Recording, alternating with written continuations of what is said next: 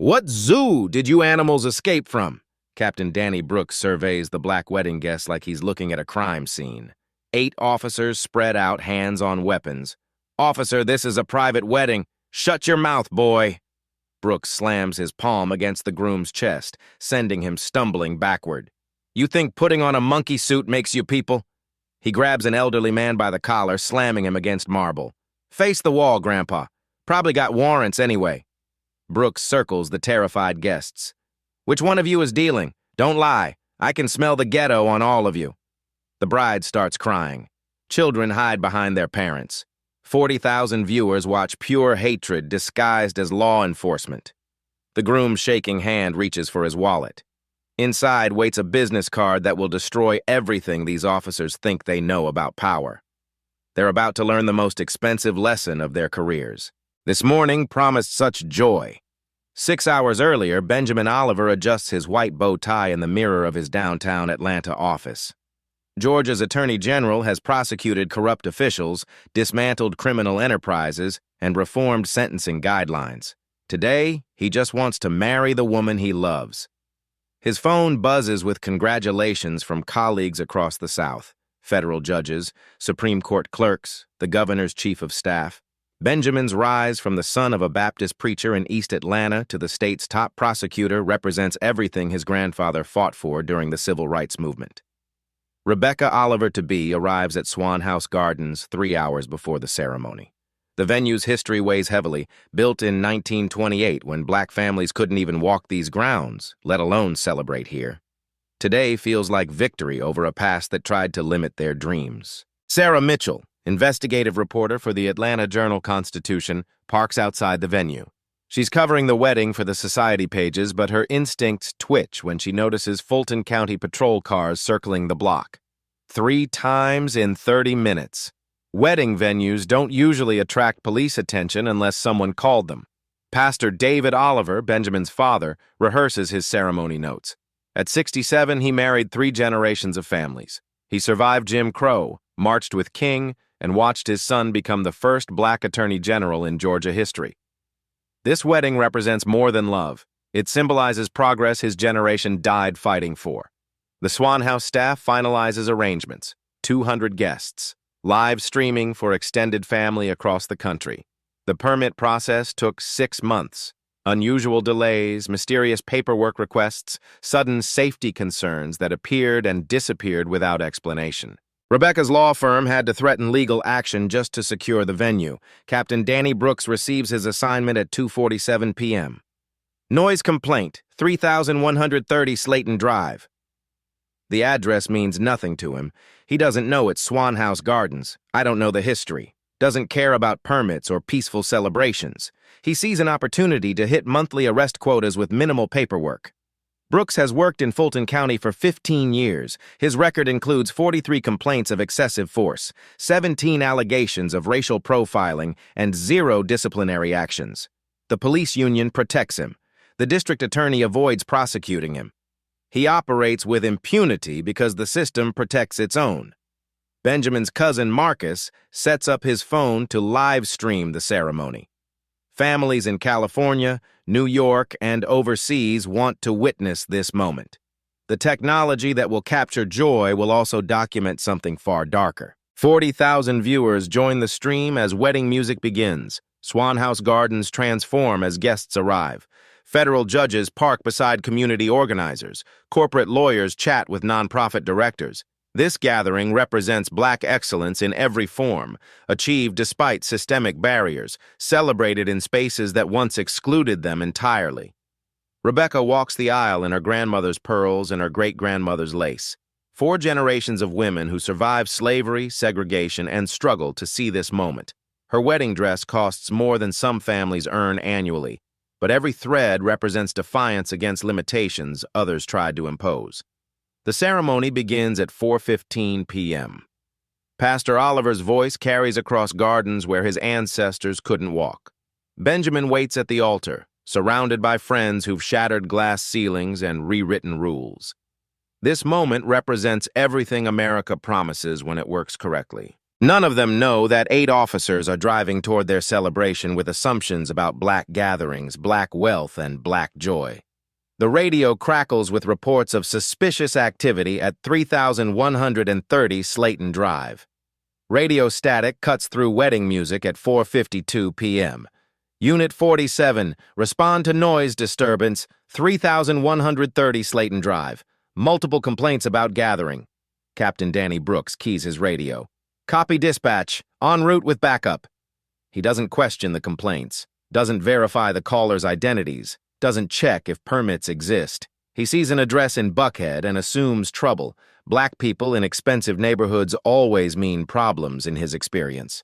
8 officers converge on Swan House Gardens. Brooks leads 3 patrol cars up the circular drive, past perfectly manicured lawns and historical markers celebrating Atlanta's elite heritage.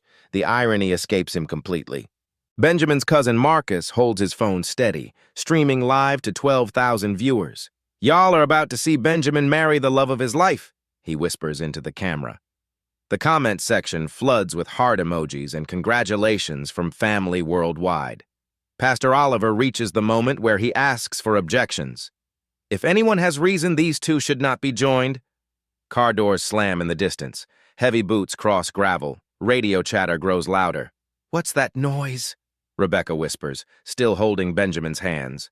Brooks appears first, scanning the crowd like a predator selecting targets. His eyes skip past elderly white donors sipping champagne near the gazebo. They lock onto black faces wearing formal attire, treating success like evidence of criminality. Marcus adjusts his phone angle instinctively. Something feels wrong. 15,000 viewers now watch the stream, numbers climbing rapidly as people sense drama developing. "Ladies and gentlemen," Pastor Oliver attempts to continue, "we are gathered here today. Police, nobody move!" Brooks shouts across the terrace. Wedding guests freeze mid-conversation. Children stop playing. The string quartet's music dies away note by note until only radio static fills the silence. Brooks advances with theatrical authority, his 7 backup officers fanning out like they're surrounding armed criminals instead of wedding guests. Their positioning cuts off exit routes, trapping families between marble columns and manicured hedges. "We received multiple calls about suspicious activity," Brooks announces, his voice carrying false official weight. "Large gathering, possible drug activity, disturbing the peace." Benjamin steps forward slowly, hands visible, voice calm. "Officer, this is a private wedding ceremony. We have all required permits." "I'll determine what you have," Brooks snaps back. He surveys the crowd again, counting black faces, calculating arrest potential. "Everyone stay where you are until we sort this out." The live stream viewer count explodes, 25,000 people watching in real time. Comments pour in. "What is happening?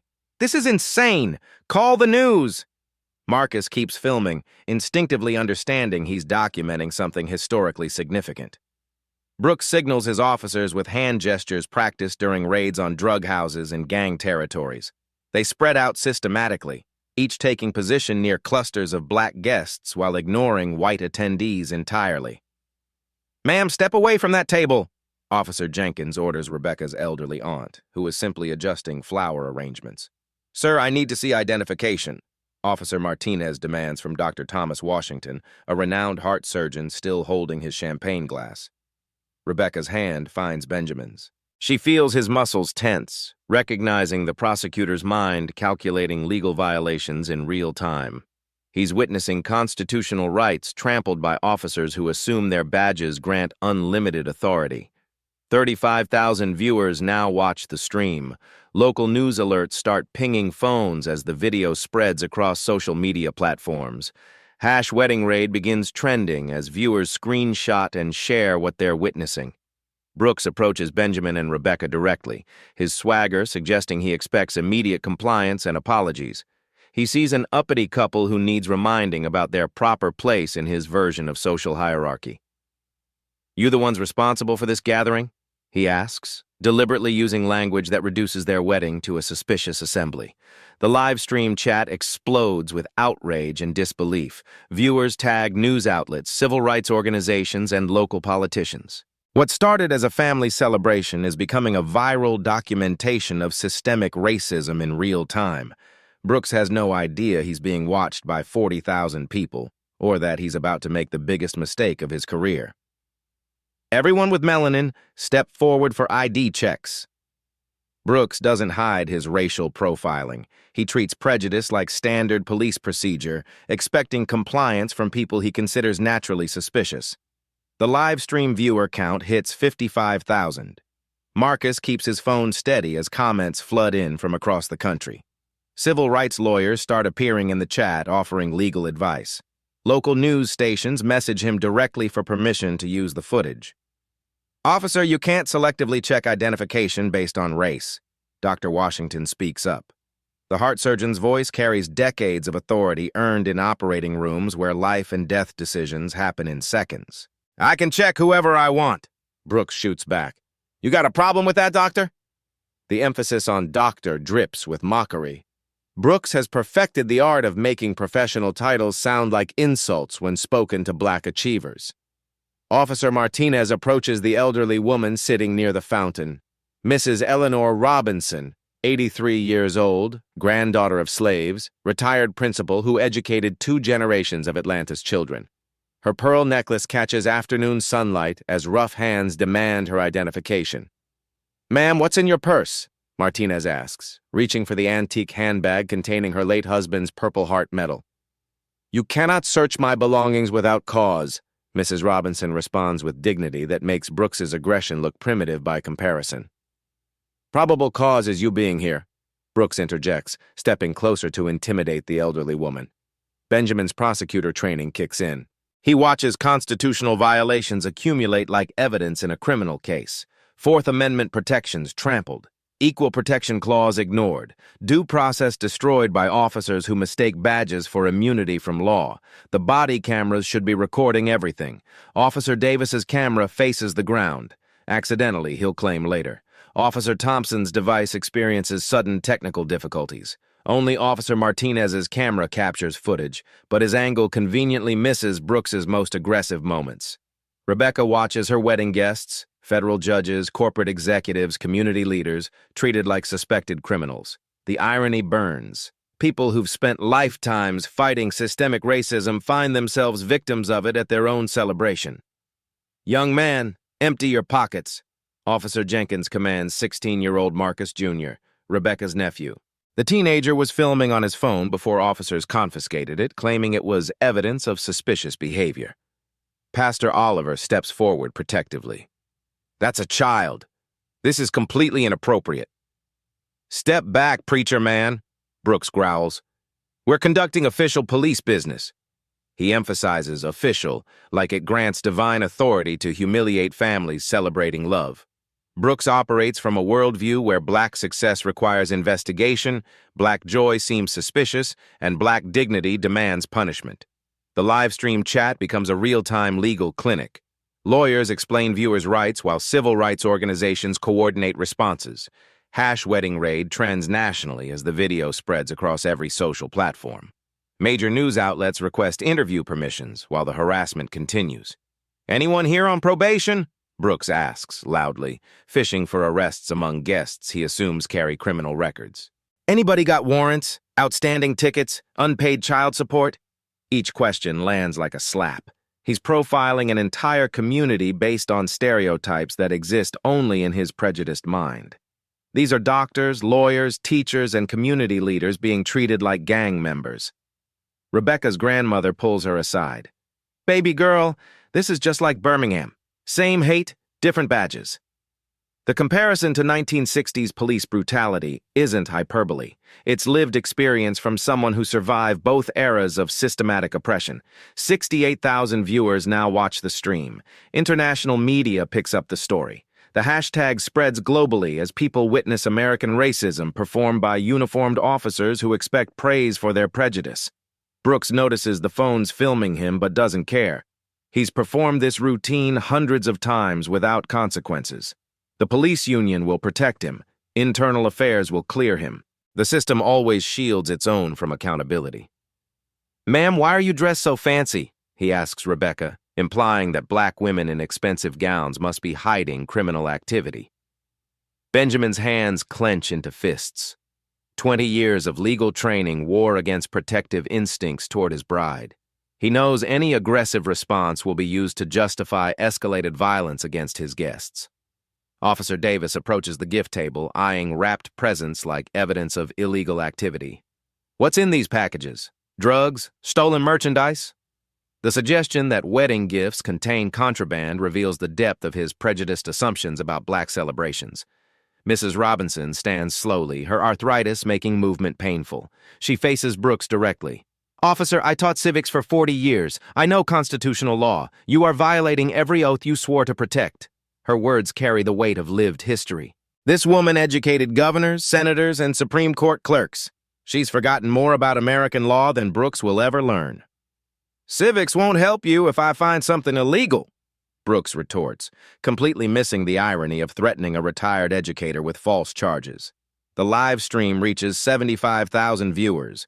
News helicopters circle overhead. Social media explodes with outrage as the video spreads internationally. Politicians start issuing statements. Civil rights leaders mobilize responses. Benjamin watches his wedding transform into a viral documentation of police misconduct. His prosecutor's mind catalogs evidence while his human heart breaks watching loved ones humiliated by officers who mistake cruelty for authority. Brooks approaches the groom directly, expecting to intimidate just another uppity black man who needs reminding about power structures in Georgia. You the ringleader of this circus? Brooks steps into Benjamin's personal space, using intimidation tactics perfected during thousands of questionable stops. Benjamin maintains perfect composure. 20 years of courtroom experience taught him that power lies in control, not volume. Officer, I'm simply getting married today. Simply? Brooks mocks the word. Nothing simple about your kind gathering like this. What's your name, boy? The racial slur hangs in the air like poison. 80,000 live stream viewers witness the verbal assault in real time. Comments explode with outrage as international media shares the footage across every platform. Benjamin Oliver. He speaks his name with quiet dignity that makes Brooks's aggression appear primitive by comparison. Benjamin what? Street name? Real name? Don't lie to me. Brooks expects stuttering apologies from another intimidated black man. He's performed this routine successfully for 15 years. Project authority, demand submission, make arrests when compliance seems insufficient. Benjamin reaches slowly for his wallet, movements deliberate and visible. Every prosecutor knows sudden motions create excuses for violence. His fingers find the business card nestled behind his driver's license. Here's my identification, officer. Brooks snatches the card impatiently, glances down dismissively, then freezes. His face transforms as the words register. Benjamin Oliver, Attorney General, State of Georgia. The marble terrace goes completely silent. Wedding guests hold their breath. 85,000 viewers watch Brooks's world collapse in real time through live stream footage that will define his career's end. This is fake, Brooks whispers, but his voice carries no conviction. The official seal, embossed lettering, and security features scream authenticity. Benjamin waits. Prosecutors understand that silence forces confession better than questions. He watches Brooks's mind race through implications. Career destruction, criminal charges, federal investigation. I need to verify this, Brooks stammers, pulling out his radio with shaking hands. Dispatch, run a check on Benjamin Oliver, Georgia Attorney General's office. The radio crackles. 30 seconds feel like hours. Wedding guests lean forward. Live stream viewers type frantically. The entire confrontation balances on radio static and database queries. Unit 47, Benjamin Oliver confirmed as current Georgia Attorney General, badge number 0001, direct reports to the governor's office. Brooks's hand drops to his side. The radio nearly slips from his fingers. He stares at the business card like it's evidence of his own professional death warrant. The power dynamic doesn't just shift. It explodes. The uppity black man he planned to arrest outranks every officer in Georgia. The suspicious gathering he's disrupting includes the state's top prosecutor, federal judges, and political power brokers who control police budgets. Rebecca watches her husband transform before her eyes. Benjamin's prosecutorial authority emerges like sunlight breaking through storm clouds. This isn't just a groom defending his wedding, it's Georgia's chief law enforcement officer documenting constitutional violations by subordinate officers. "Now, officer," Benjamin speaks with quiet authority that commands instant attention. "Perhaps we should discuss your reasons for disrupting a legal gathering and selectively targeting citizens based on their race." Brooks realizes his career just ended. Every word he spoke was recorded on live stream. Every constitutional violation was witnessed by 90,000 viewers. Every racist assumption was documented for federal investigators who will inevitably review this footage. The other 7 officers sense their leader's panic. They exchange worried glances, suddenly understanding they've participated in harassing the one person in Georgia with power to prosecute them all. But Brooks makes the worst decision of his career.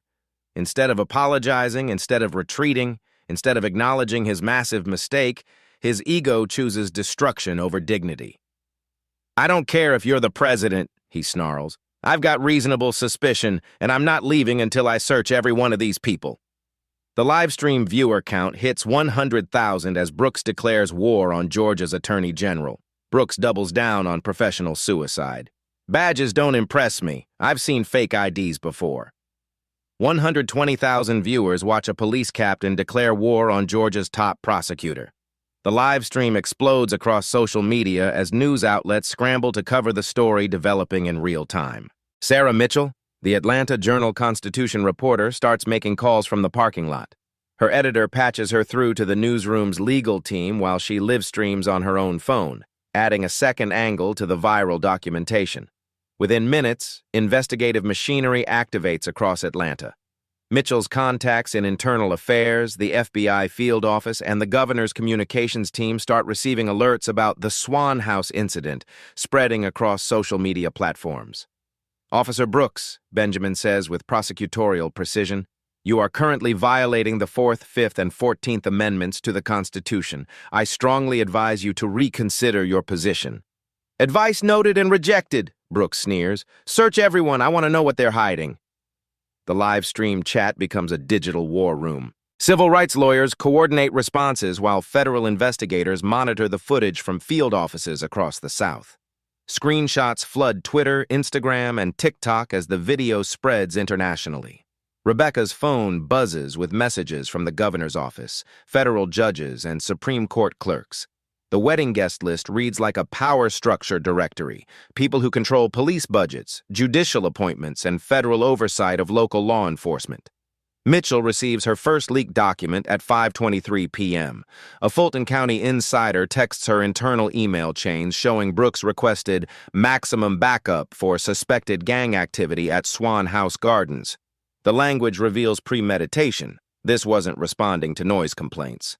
Detective Marcus Johnson, Brooks's own subordinate, watches the live stream from his patrol car 3 blocks away. His conscience wars with self-preservation as he recognizes his captain destroying their entire department's credibility on national television.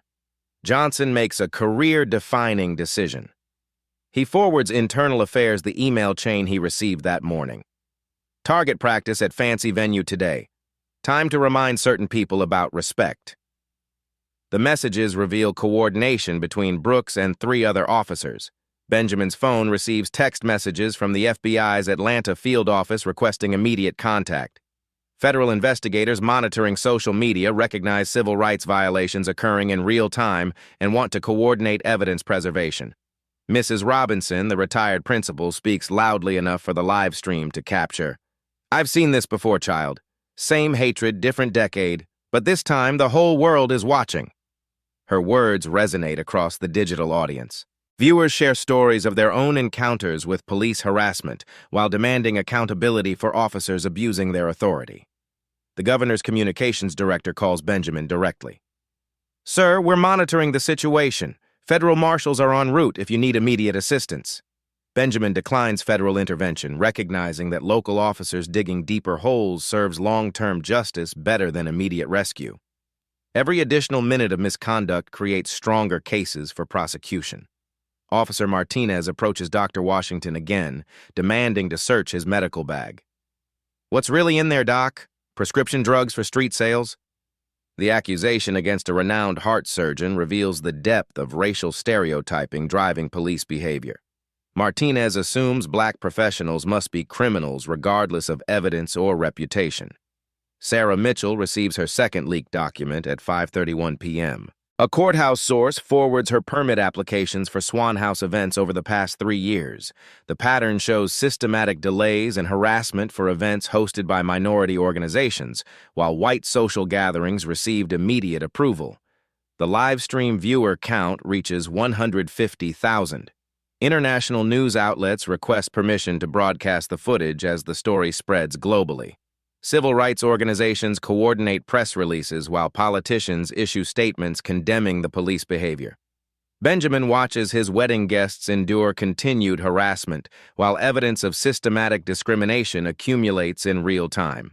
His prosecutor's training catalogs every constitutional violation for future criminal charges.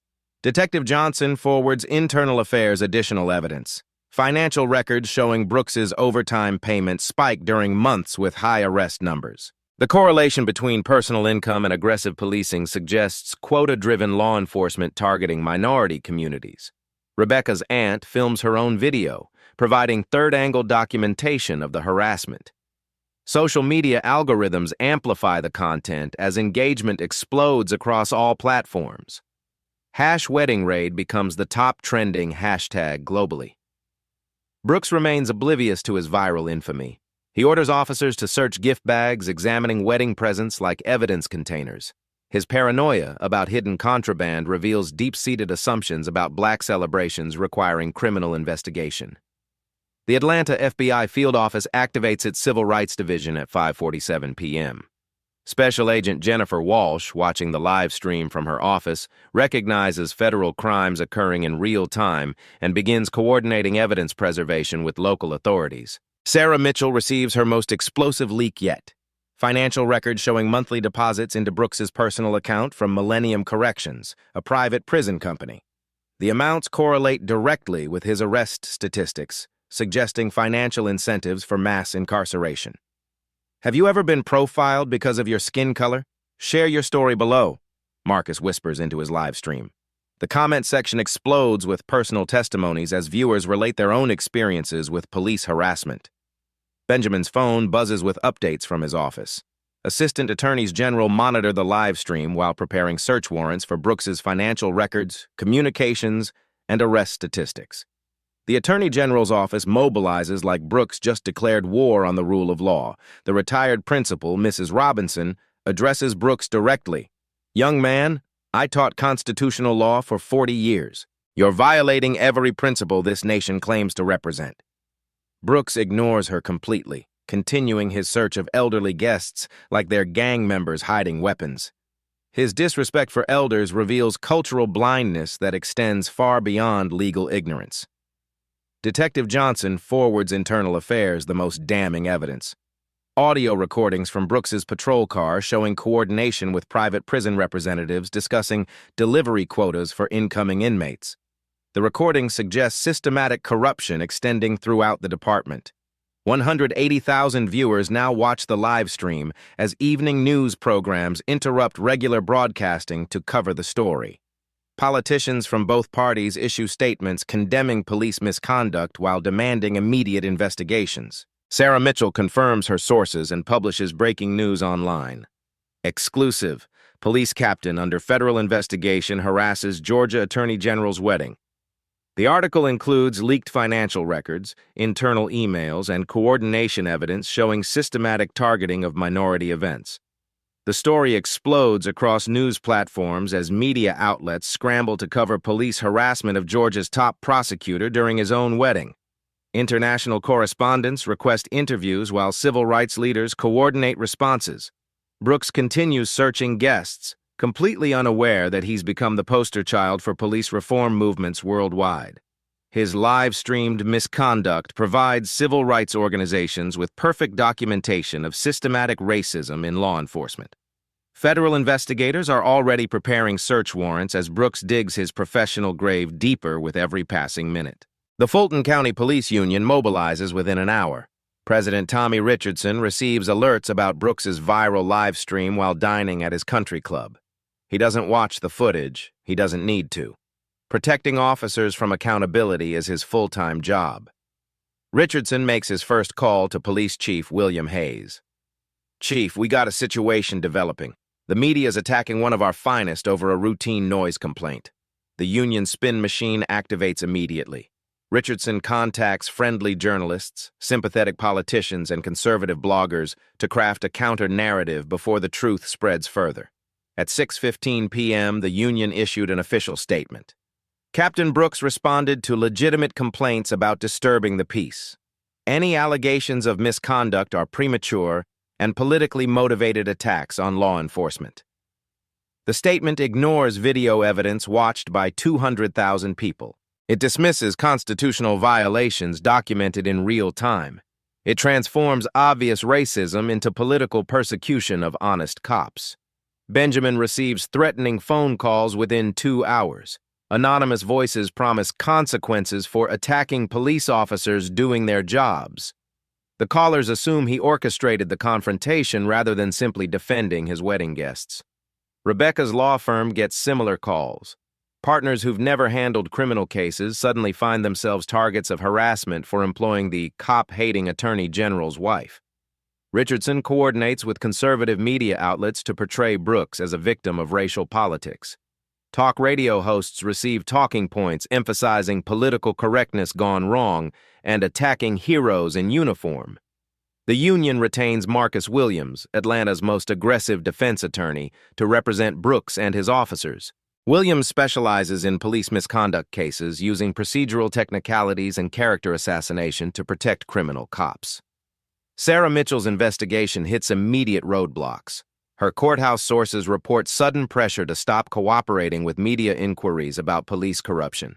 Judges who previously provided background information now refuse to comment. Detective Johnson, who leaked evidence to Internal Affairs, faces retaliation within hours. His shift supervisor assigns him to desk duty for equipment inventory that will last indefinitely. The message is clear. Whistleblowers face career destruction. Richardson calls Benjamin directly at 7:30 p.m. "General, we can resolve this quietly. Captain Brooks is a decorated officer with 15 years of service. Perhaps we can chalk this up to a misunderstanding." The union president offers informal mediation to avoid formal investigation. He suggests community service, sensitivity training, and public apologies, meaningless gestures that preserve Brooks's career while minimizing accountability. Benjamin declines immediately. "Mr. Richardson, I witnessed felony civil rights violations. This matter requires federal investigation, not union negotiation." The conversation ends with Richardson warning about consequences of declaring war on law enforcement in Georgia. The threat is subtle but clear. Prosecutors who target police face systematic retaliation. Conservative media launches coordinated attacks by 8 p.m. Fox News segments portray Benjamin as an activist prosecutor targeting heroic officers. Talk radio hosts question his loyalty to law enforcement and suggest political motivations for stirring up racial tensions. The character assassination extends to Rebecca. Right-wing bloggers publish her legal career details, suggesting she's part of an anti-police conspiracy targeting white officers. Social media accounts coordinate harassment campaigns against both newlyweds. Union lawyers file emergency motions to block evidence collection. They claim the live stream footage violates officers' privacy rights and demand all recordings be suppressed before investigation begins. Williams, the union's attorney, holds a press conference at 9 p.m. Captain Brooks responded appropriately to credible reports of suspicious activity. Any suggestion of misconduct is false, politically motivated, and deeply unfair to a dedicated public servant. He portrays Brooks as a victim of racial politics rather than a perpetrator of racial harassment. The spin ignores video evidence while suggesting that accountability equals persecution. Federal Judge Patricia Adams, who attended the wedding, receives threatening mail the next morning. Envelopes contain warnings about consequences for supporting cop killers and race baiters who attack police. Through his attorney, Brooks maintains his innocence while claiming vindication. Captain Brooks followed standard procedures for investigating suspicious gatherings. He regrets any misunderstanding but stands by his professional judgment and constitutional authority. The statement transforms obvious misconduct into misunderstanding, while suggesting Brooks acted appropriately despite overwhelming evidence to the contrary. Richardson coordinates pressure campaigns targeting Benjamin's political supporters. Union-affiliated political action committees threaten to withdraw support from politicians who condemn Brooks's behavior. Local police departments across Georgia receive union directives to stand with Captain Brooks against political attacks on law enforcement. The message creates a us versus them mentality that treats accountability as betrayal. Sarah Mitchell faces intimidation at her apartment building. Security cameras capture unknown individuals photographing her car, documenting her routine, and following her to work. The harassment is designed to silence investigative reporting. The union's legal strategy focuses on discrediting witnesses rather than defending Brooks's actions. Williams files motions questioning the live stream's authenticity, challenging witness credibility, and suggesting the entire incident was staged for political gain. Richardson appears on conservative news programs portraying Brooks as a hero under attack. He claims the incident represents warfare against police officers by radical prosecutors who hate law enforcement. Benjamin's security detail receives upgrade recommendations from the governor's office. Threats against the Attorney General increase as union-coordinated media campaigns portray him as an enemy of public safety. The union's response reveals systematic corruption extending far beyond Brooks's misconduct. Their coordinated retaliation demonstrates institutional protection of criminal behavior disguised as officer loyalty. But federal investigators are already preparing a response that will shatter the union's protective wall around corrupt officers. The testimonies begin arriving within 24 hours. Sarah Mitchell's investigation uncovers a pattern of harassment spanning 5 years and 23 minority-owned venues across Fulton County. Maria Santos, owner of Quinceañera Palace, comes forward first. Captain Brooks shut down my daughter's 15th birthday party, said we were too loud for the neighborhood. White kids across the street had parties every weekend, never got one visit. Her voice breaks during the recorded interview. The dream celebration became a nightmare of police harassment and community humiliation. Dr. James Patterson, pastor of New Hope Baptist Church, provides documentation of systematic targeting. 3 wedding receptions, 2 funeral repasts, 4 community fundraisers. Brooks found violations every single time. White churches in the same district, 0 police visits. 12-year-old Marcus Thompson testifies with his mother present. The child witnessed Brooks's raid on his cousin's graduation party 6 months earlier. The policeman made my grandma cry. She just wanted to celebrate cousin graduating college. His testimony devastates everyone present. Children shouldn't learn about police harassment before they learn multiplication tables. The psychological trauma extends across generations. Rebecca's grandmother describes the emotional impact. Baby girl, I survived Birmingham police dogs. I thought my great-grandchildren would live in better times. This wedding showed me that some things never change. Her words carry the weight of lived history. A woman who endured civil rights-era violence watching her family experience similar harassment 7 decades later. Benjamin sits in his office reviewing victim statements, questioning everything he believed about justice in Georgia. 20 years prosecuting criminals, implementing reforms, building trust with communities, all threatened by officers who mock the law they swore to protect. The financial cost becomes clear through records. Minority-owned venues lose an average of $15,000 per police intervention through canceled events, legal fees, and reputation damage. Starlight Reception Hall closed permanently after Brooks's repeated raids.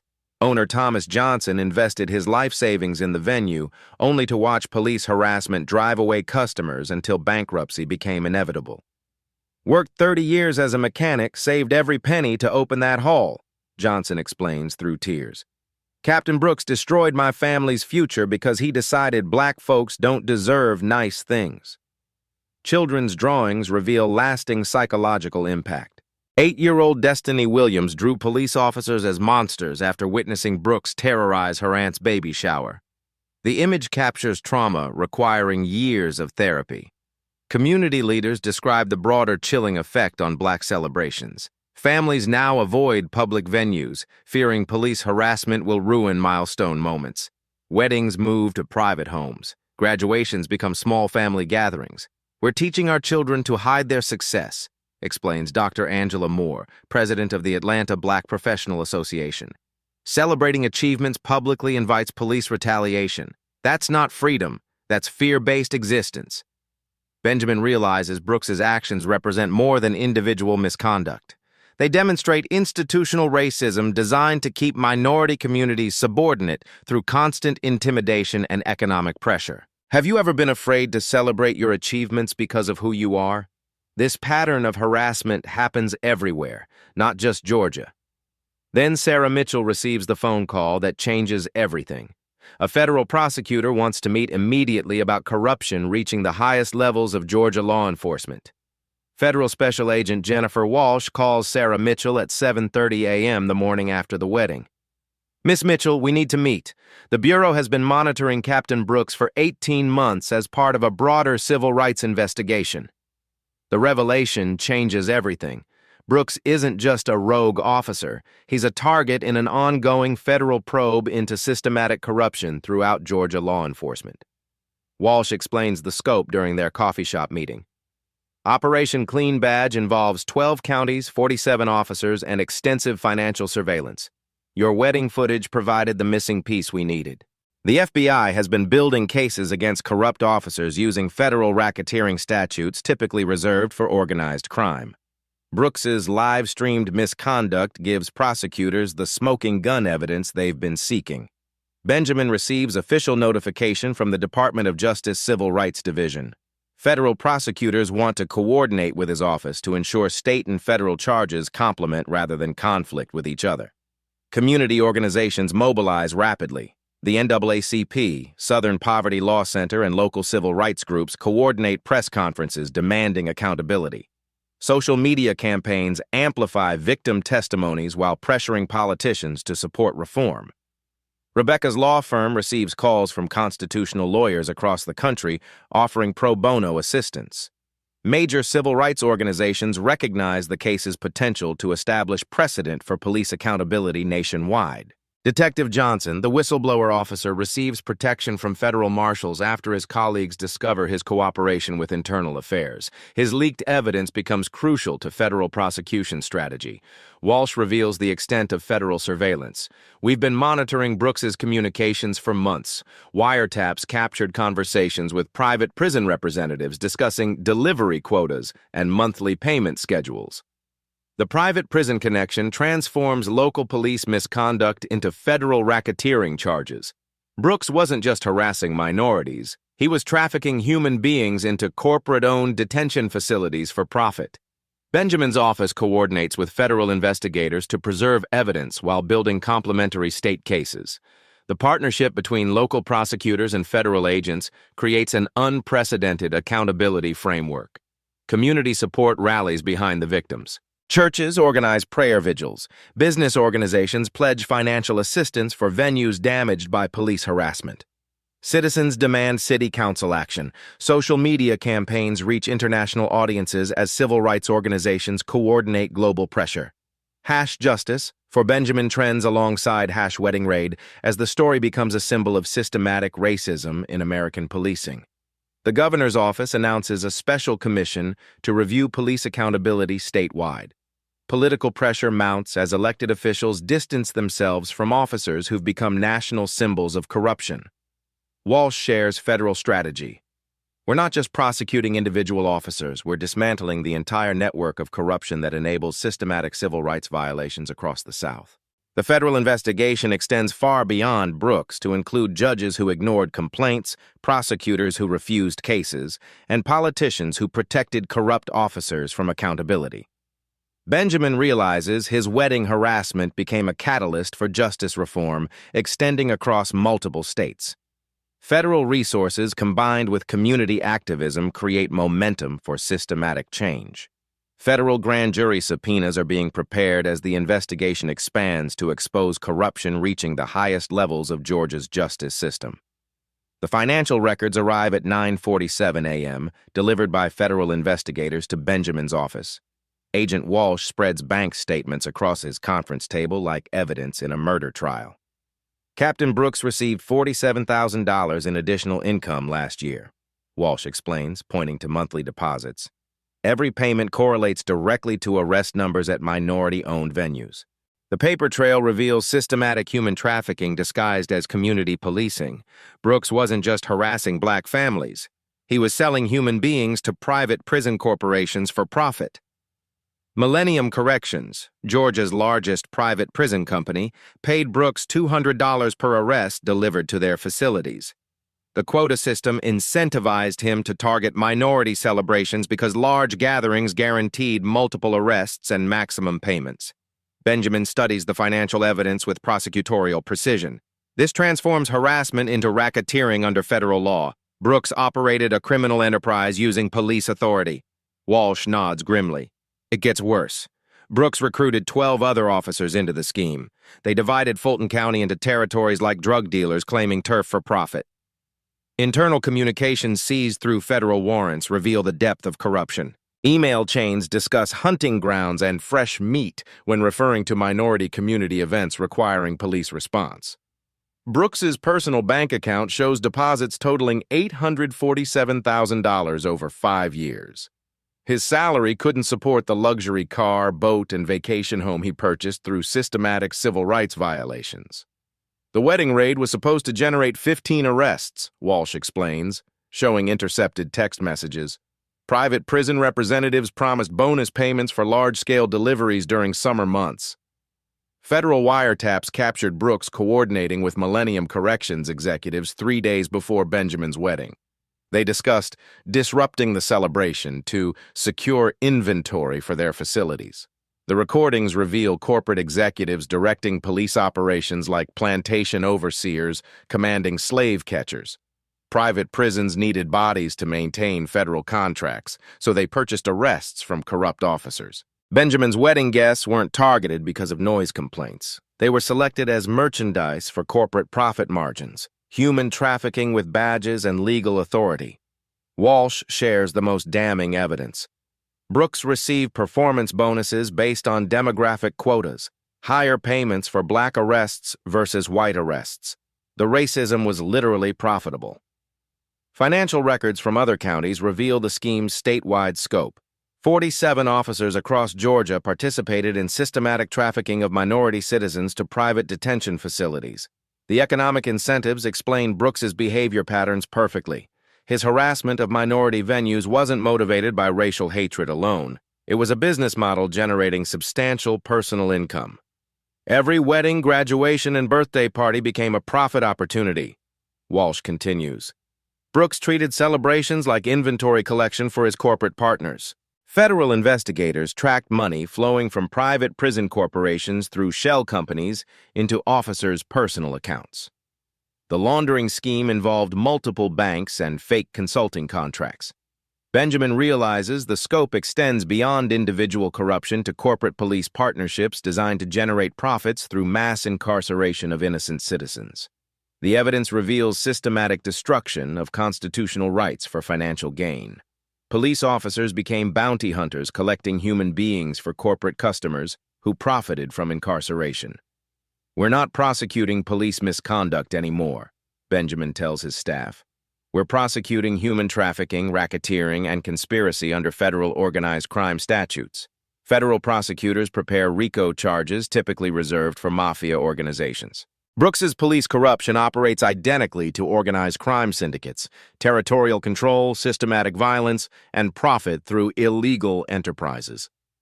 The financial evidence transforms a wedding harassment case into federal prosecution of law enforcement racketeering. Brooks's live-streamed misconduct exposed a criminal organization hiding behind police badges. Federal grand jury indictments are sealed and ready as FBI agents prepare coordinated arrests of 47 officers across Georgia. The Atlanta City Council chambers overflow with 300 citizens demanding accountability. The emergency session called for 10 a.m. sharp. Brooks sits at the witness table, flanked by union lawyers who look increasingly desperate. Council Chair Janet Wilson gives the hearing to order. "Captain Brooks, you are here to address allegations of misconduct during your disruption of a private wedding celebration. Local news cameras capture every moment. National media fills the back rows. The live stream reaches 400,000 viewers as Brooks faces public interrogation for his viral misconduct. Benjamin enters the chambers wearing prosecutor authority-like armor. He's not here as a victim. He's here as Georgia's top law enforcement officer presenting evidence against a criminal enterprise masquerading as police work. "State your name for the record," Wilson commands. "Captain Daniel Brooks, 15 years, Fulton County Police Department." His voice wavers despite attempts at defiance. Wilson displays laptop screens showing the wedding harassment footage. "Captain Brooks, explain why you targeted only black guests while ignoring white attendees at this legal celebration." Brooks's union attorney whispers frantically before he responds. "Councilwoman, I followed standard procedure responding to legitimate noise complaints from concerned citizens." "What citizens?" Wilson presses. "We have no record of any complaints filed before your arrival." The chamber erupts as community members recognize the obvious lie. Brooks's fabricated justification collapses under basic scrutiny. Benjamin steps forward with federal evidence.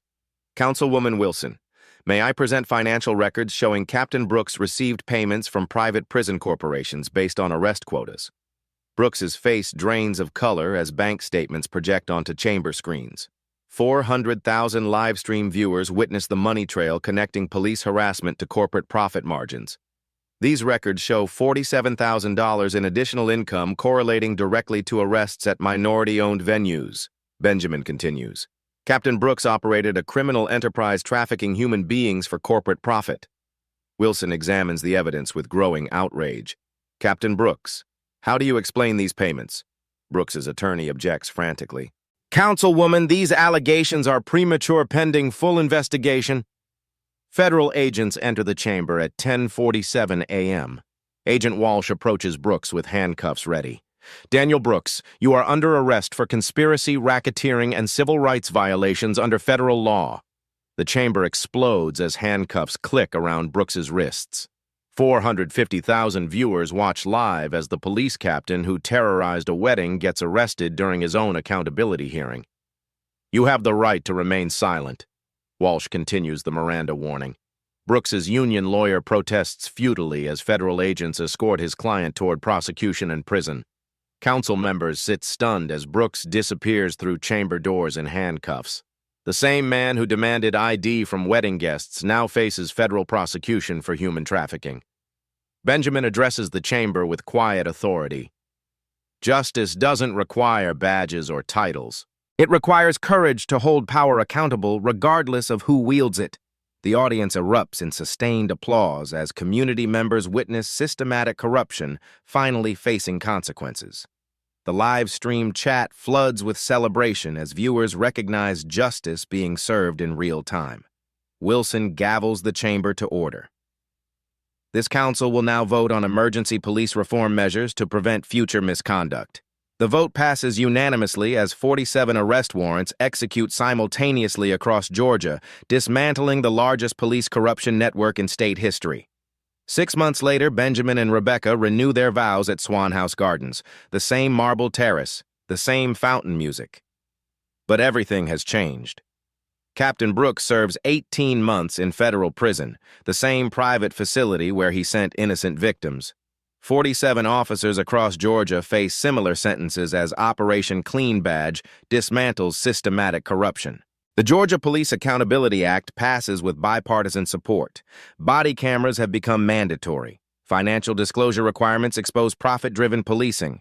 Community oversight boards gain real authority. Detective Johnson, the whistleblower, receives promotion to Internal Affairs Commander. His courage to expose corruption transforms him from pariah to hero within reformed law enforcement. Sarah Mitchell wins the Pulitzer Prize for investigative reporting.